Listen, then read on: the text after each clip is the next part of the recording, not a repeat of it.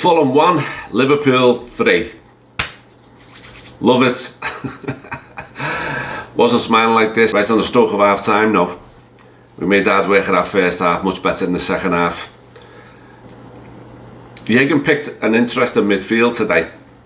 I mean, clearly there was players that needed a rest, and not many players have been in form. So I do understand the changes, but I must admit I did question the midfield of Endo, Gravenberch and Elliott, mainly because Gravenberch is back from injury and hardly played, and Elliott hasn't hardly played recently either. You know, he's come on as subs, but his minutes on the pitch haven't been too many.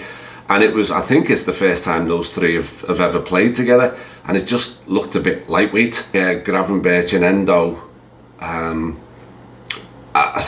are not too pacey. They more rely on their technical skills. And I always think, this is a personal view, but I always think Harvey Elliott is better when he's got the discipline of Endo and McAllister next to him, and can be a little bit erratic when he's there with some other sort of younger, less fluid players. And so it proved, to be honest. I mean, the first half we started off very well against the Fulham team that, to be honest, I mean, they had a little bit of a go the last 10 minutes of that first half, but they didn't look particularly interested, did they? They looked very much a mid-table team who were going through the motions. Actually, after 17 minutes, we had like 71% possession, but as has been typical of late, we had one shot and we had no shots on target at all.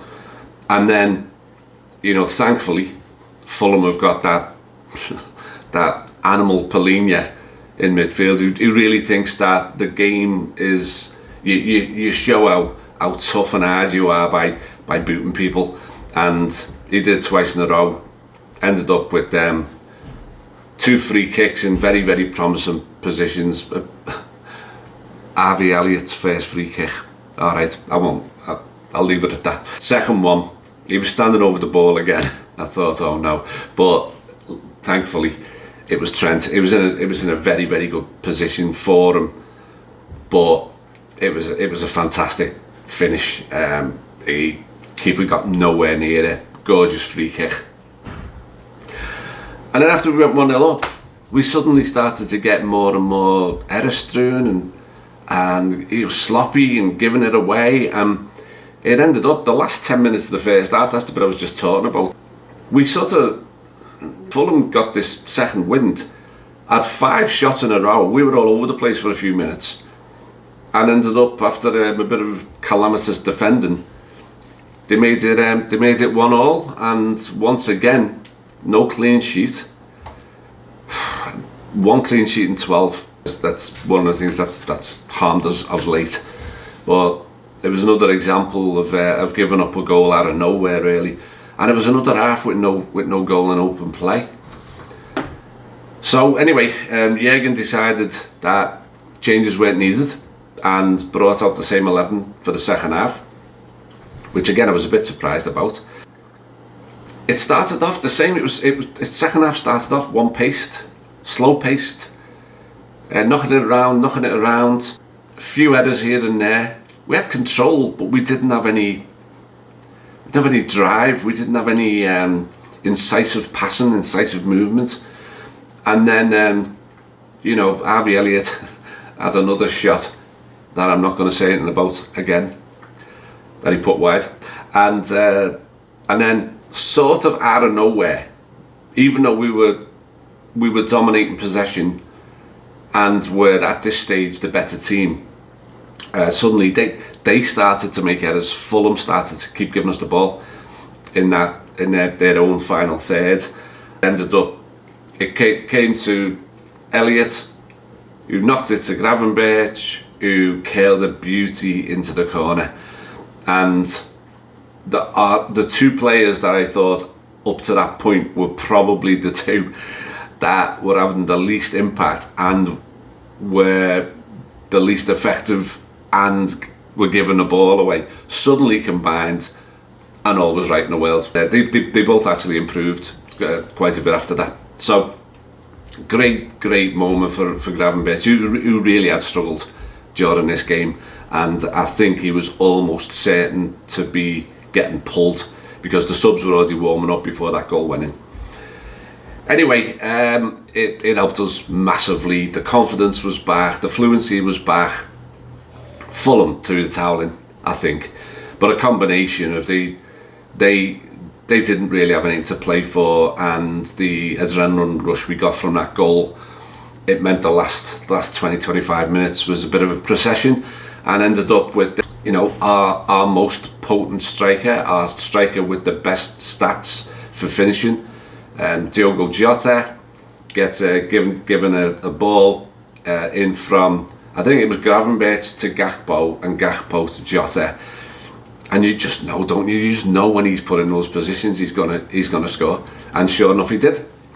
Then the subs did come on, Nunez, Salah, and McAllister, to kind of shore things up and add a little more threat at the same time. It was more about legs, really, because by this point Fulham had completely given up.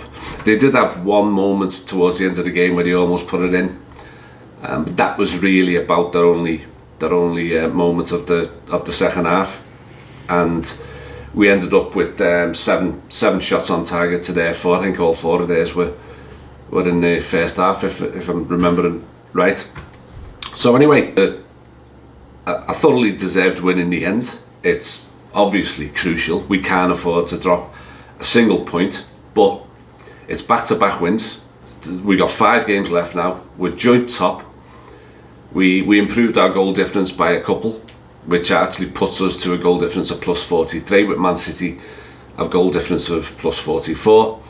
We're ahead of City by a point, and we all know points on the board are more important than games in hand. And we just have the small matter of the Merseyside derby to navigate on Wednesday.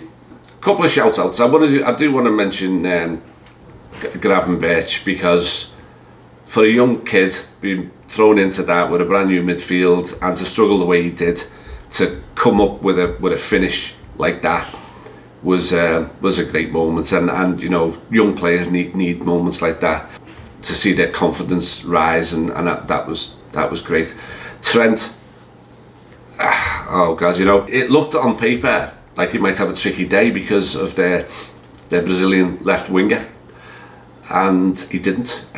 Trent had, again, you know, he's coming back, so he was subbed during the second half, but he was phenomenal in that first 30 minutes. He was far and away our best player, putting in those incredible balls into the box, and of course curling the free kick.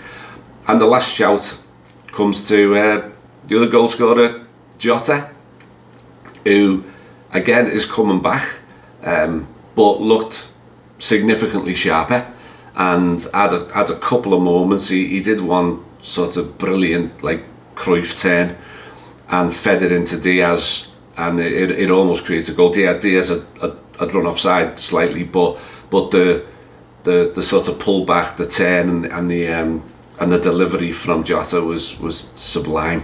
And God, do we need him in the next 5 games? Anyway, onwards and upwards. Keep the faith, keep believing. We are Liverpool, and you'll never walk alone. Ta-ra.